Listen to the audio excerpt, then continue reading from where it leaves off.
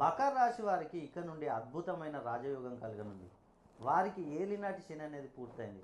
మకర రాశికి అధిపతి శని భగవానుడు కాబట్టి శనివారం రోజున తైలాభిషేకం చేయండి. అదేవిధంగా హనుమాన్ చాలీసాను కనుక మీరు పఠించినట్లయితే మీకున్న కష్టాలు మొత్తం తొలగిపోతాయి. శని బాధల నుండి బయటపడే అవకాశం ఉంటుంది. అదేవిధంగా శివారాధన చేయండి.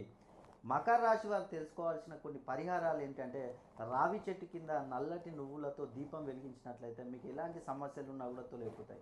అదేవిధంగా చూసుకున్నట్లయితే నల్ల నువ్వులు కానీ అన్నదానం కానీ చేసినట్లయితే మీకు శ్రేయస్కరం.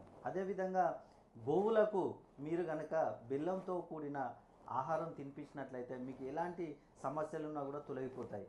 మీరు మకర రాశిలో జన్మించి మీకేమైనా సమస్యలు ఉన్నట్లయితే మీ పేరులో సంఖ్యాబలం లేకపోవడం వల్లనే మీకు సమస్యలు ఏర్పడుతుంటాయి. కాబట్టి మీరు మీ యొక్క గోచారం మరియు గ్రహచారం స్థితిగతులను ఎప్పటికప్పుడు చూసుకుంటూ ముందుకెళ్ళినట్లయితే మీకు ఎలాంటి సమస్యలు ఉన్నా కూడా పటాపంచలైపోతాయి.